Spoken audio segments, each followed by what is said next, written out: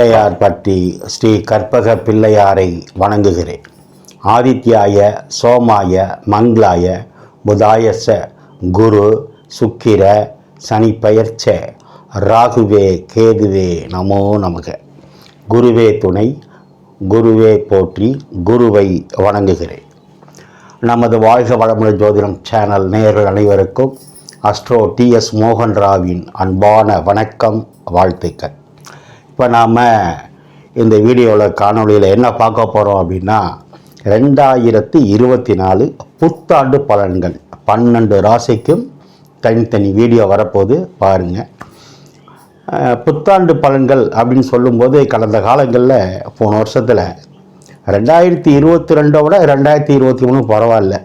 ஆனால் 2023 2024 ஆண்டு என்பது அனைத்து தரப்பு மக்களுக்கும் மிகப்பெரிய ஒரு வெற்றி ஆண்டாக இருக்கணும்னு நான் வணங்கும் அந்த குமரமலையானை அண்ணாமலையாரை அன்போடு வேண்டுகிறேன், கேட்டுக்கிறேன். நேயர்கள் அனைவருக்கும், என்னுடைய வாடிக்கையாளர்கள், நண்பர்கள், உறவினர் அனைவருக்கும் என்னுடைய 2024 புத்தாண்டு வாழ்த்துக்கள், வணக்கங்கள். நேயர்கள் நீங்கள் என்ன பண்ணிக்கிறீங்கன்னா, இப்போ தான் நம்ம சேனலை பார்க்குறீங்க அப்படின்னா லைக் பண்ணுங்கள், சப்ஸ்கிரைப் பண்ணிக்கோங்க, உங்கள் உறவினர் நண்பர்களுக்கு சொல்லுங்கள். ரைட். இப்போ நம்ம இந்த 2024 புத்தாண்டு பிறக்கும்போது எங்கெங்கே எந்த கிரகம் இருக்குதுன்னு பார்ப்போம். நம்ம மாத கிரகங்களை இதில் போடலை, வருட கிரகங்கள் மட்டும்தான் போட்டிருக்கோம். ஏன் அப்படின்னா மாத கிரகங்கள் மாதம் மாறும். அப்போ சூரியன்னா ஒரு கட்டத்துலேருந்து ஒரு மாதம் இப்படியே இருப்பார். புதன்னா ஒரு மாதம் இங்கே இருப்பார், ஒரு மாதம் இப்படி இருப்பாங்க. சுக்கிரன் அது மாதிரி தான். செவ்வாய் 1.5 மாதத்துக்கு நகருவார். ஆனால் வருட கிரகங்கள் அப்படிங்கிறது குரு பகவான் ஒரு வருஷம் இங்கே இருப்பார், அடுத்த வருஷம் இங்கே போவார், அப்புறம் ஒரு வருஷம் அங்கே இருப்பார். இப்படி ஒரு வருடத்துக்கு ஒரு முறை ஒரு கட்டத்திலேருந்து நகருவார். ராகு பகவான் 1.5 வருஷம் இங்கே இருப்பார், கேது பகவான் 1.5 வருஷம் இங்கே இருப்பார், அப்புறம் தான் நகருவாங்க. சனி பகவான் ஆல்ரெடி 2.5 வருஷம் குறைந்தபட்சம் இருப்பார் ஒரு கட்டத்தில். அதனால் ராகு கேது மட்டும் வச்சு தான் நம்ம இந்த வருட பலன்கள் 12 ராசிக்கும் தனித்தனி வீடியோ வெளியிட போகிறோம்.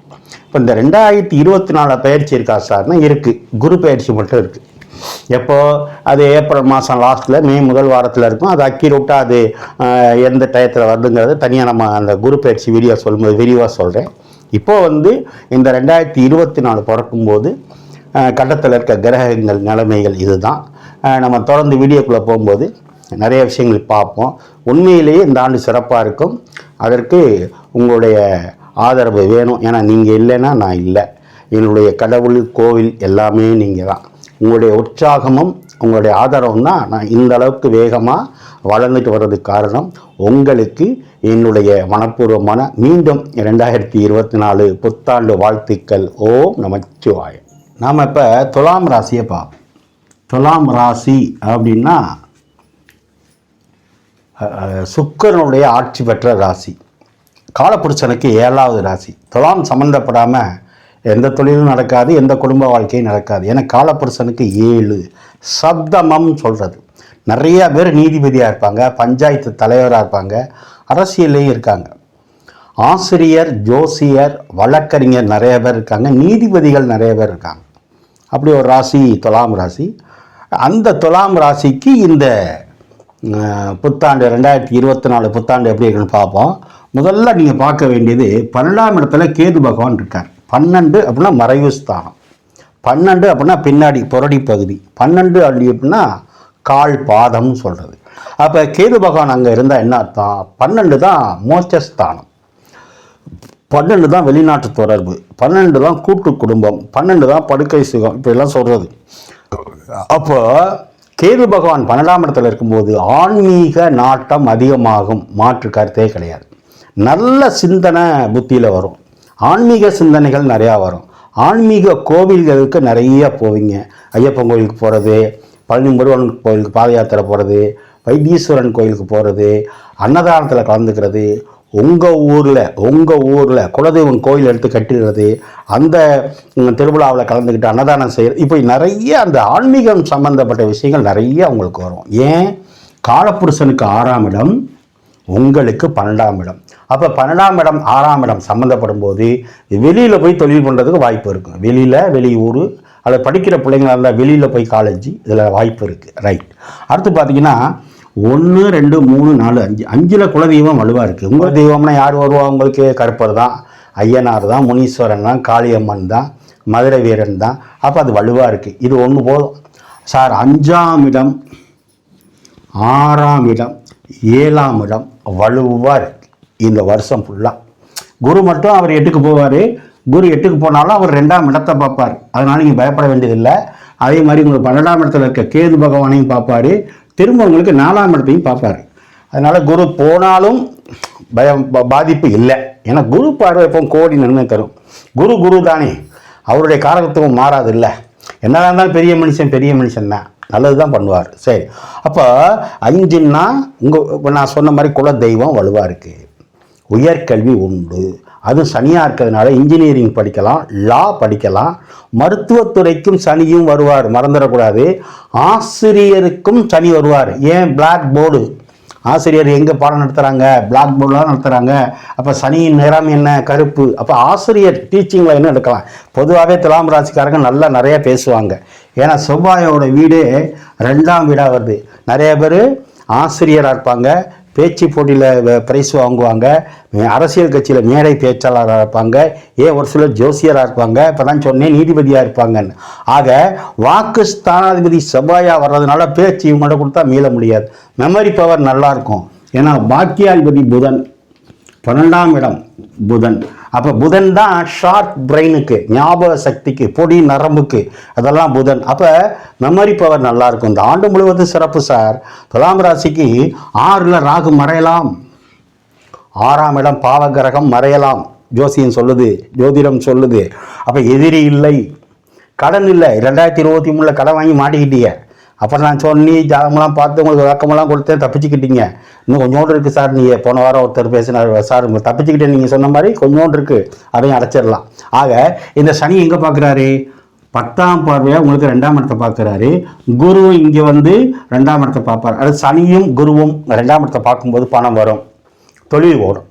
ஏன்னா பெரும்பாலும் நீங்கள் இரும்பு சம்மந்தமாக பிஸ்னஸ் பண்ணிகிட்டு இருப்பீங்க, அல்லது ஜல்லி தயார் பண்ணுறது, ஜல்லி விற்கிறது, சிமெண்ட்டு, மண் ஏற்றுறது, இறக்குறது, விற்கிறது, கம்பி, கட்டடம், இதெல்லாம் நீங்கள் பிஸ்னஸ் பண்ணிகிட்டு இருப்பீங்க. ஏன்னா உங்களுக்கு ராசிக்கு 10ஆம் இடம் சந்திரனுடைய வீடு. நீர் சம்பந்தமான தொழில், உணவு சம்பந்தமான தொழில், அல்லது சமையல் கலை வல்லுநர்கள் இவங்க நிறைய பேர் இருக்கீங்க.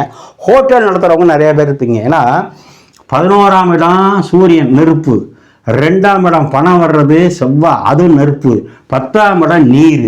அப்போ ஒரு ஹோட்டல் தொழில் பண்ணோம்னா என்ன வேணும்? நெருப்பு வேணும், நீர் வேணும். 2 இல்லைன்னா ஹோட்டலுக்கு வேலையே கிடையாது. அப்போ இந்த 3 கிரகமும் உங்களுக்கு சப்போர்ட் பண்ணும். உங்கள் ராசியில் யார் இருக்கா? சித்திரை நட்சத்திரம் இருக்குது. சித்திரை யார்? நெருப்பு. ராசியில் யார் இருக்கா? சுவாதி, ராகு, வாயு கிரகம். Business magnet. சுவாதி நட்சத்திரக்காரங்களாம் வியாபாரத்தில் இறங்கினாலும் தூள், கடுமையான காசு சம்பாதிச்சிருவாங்க. 5 தான் சனி பகவான். ஐயப்பன் வழிபாடு. ஐயப்பன் வழிபாடை யாரெல்லாம் துலாம் ராசிக்காரங்க வருஷம் ஐயப்பங்களுக்கு போயிட்டு அள்ளி கொடுத்துட்டு போயிடுவார் ஐயப்பன். அவர் இல்லைன்னு சொல்லவே மாட்டார், அள்ளி கொடுப்பார். ஐயப்பன் வழிபாடு துலாம் ராசிக்கு இந்த வருஷம் சூப்பர். அதே மாதிரி குலதெய்வம் சொன்னேன், நான் சொன்ன அந்த எல்லை தெய்வங்களை வழிபாடு பண்ணிங்கன்னா தினம் உங்களுக்கு தீபாவளி தான். ஆக இந்த துலாம் ராசிக்கு இந்த வருஷம் நல்லா இருக்குது. படிப்பு நல்லா இருக்கும் சார். ஏன்னா சனி நல்ல இடத்துல இருக்கார். 5ஆம் இடம் உயர்கல்வி. ஸ்லோவாக இருக்க மாதிரி தெரியும் ஆரம்பத்தில், ஆனால் நல்ல பர்சன்டேஜ் கொடுத்துருவார். 6ஆம் இடத்துல ராகு, உங்கள் மாமனார் சொத்து உங்களுக்கு கிடைக்கும். 6ஆம் இடத்துல ராகு, நீங்கள் படிக்கிற படிப்பில் பர்சன்டேஜ் அதிகமாக இருக்கும். 7ல் இருக்கிற குரு 7லையும் நல்லது பண்ணுவார், 8க்கும் போவார். பணம் கொட்டும். ஏன்னா சனியும் பார்க்க போகிறார், குருவும் பார்க்க போகிறார். குரு தனகாரன், புத்திரக்காரன், கோடீஸ்வரன், பணக்காரன் யாருன்னா குரு தான்.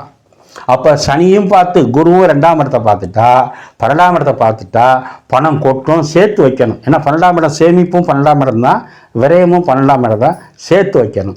கோர்ட்டு கேஸ் உங்களுக்கு சாதகமாகும். விவசாய பூமியினால் விவசாயத்தில் வருமானம் உண்டு. அதே மாதிரி உங்களுக்கு பார்த்தீங்கன்னா இங்கே 3ஆம் இடங்கள் தான் அவங்களுடைய சகோதரன்னு சொல்கிறது. 1 2 3 அதை குரு பார்க்க போகிறார். அப்போ உங்களுக்கும் உங்கள் தம்பிக்கும் இருந்த மன வருத்தங்கள் நீங்கும். கோர்ட்டு கேஸ் உங்களுக்கு சாதகமாகும். அதே மாதிரி இந்த குரு இங்கே வந்து 12ஆம் இடத்தை பார்க்கும்போது, இது வரைக்கும் வெளிநாட்டில் இருக்கேன் சார் அப்படின்னா இப்போ இங்கே இந்தியாவில் வந்து தொழில் தொடங்கலாம். இதெல்லாம் பொது பலன்.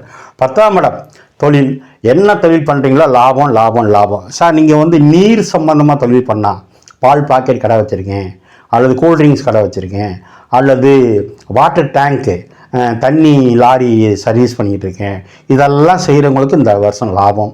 ஆக அத்தனை கிரகம், இந்த வருட கிரகங்கள் 4மே துலாம் ராசிக்கு 4 கிரகங்களும் நன்மை செய்ய காத்திருக்கு. அப்போ நீங்கள் விழிச்சுக்கணும். இந்த நேரத்தை பயன்படுத்தி 2025 பிறக்கும்போது கோடீஸ்வரனாக இருக்கிறது யாருன்னா துலாம் ராசி மட்டும்தான். அப்போ நீங்கள் வழிபட வேண்டியது நான் சொன்ன மாதிரி சாஸ்தா வழிபாடு, ஐயப்பன் வழிபாடு, உங்களுக்கு 2-7 கூடையவராக பணத்தை கொடுக்குறவர், களத்திர ஸ்தானத்தை கொடுக்குறவர் செவ்வாயாக வர்றதுனால மலை மேல் இருக்கும் முருகன். அது மட்டும் இல்லை, 2ஆம் இடத்துக்கு அதிபதி அந்த இடத்துல செவ்வாய் குரு இருந்து ஒரு சிலருக்கு மன வருத்தமாயிருந்தால், பிரிஞ்சிருந்தா இந்த 2024 கண்டிப்பாக ஒன்று சேருவீங்க. ஒன்று சேர்ந்து பொங்கல் வைப்பீங்க. இல்லை ஒரு வருத்தம் நடந்திருந்தா கண்டிப்பாக 2வது திருமணம் நடக்கும். மாற்று கருத்தே கிடையாது. இது உண்மை. எந்த மாற்று கருத்தும் கிடையாது. நான் சொன்ன மாதிரி எல்லை தெய்வங்கள் வழிபாடு, முருகன் வழிபாடு பண்ணுங்க. 2024 பட்டாசு வெடித்து கொண்டாடுங்க. ஓம் நமச்சிவாய.